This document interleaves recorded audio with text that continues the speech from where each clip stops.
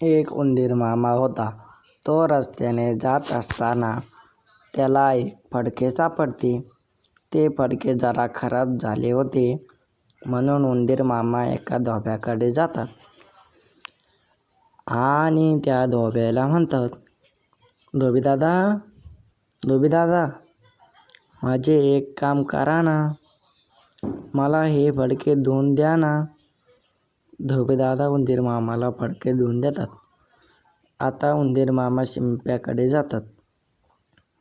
शिंपीदादा, शिंपीदादा, मला या फडक्याची एक सुंदर टोपी शिवून द्या की, आणि तिला छानसा रंगीत गोंडाही लावा.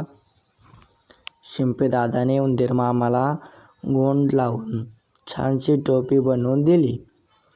उंदीर मामा टोपी डोक्यात घालून हातात एक ढोलके घेतले आणि वाजवत वाजवत, माझी टोपी राजाच्या टोपीपेक्षाही छान, डुम डुम डुमक.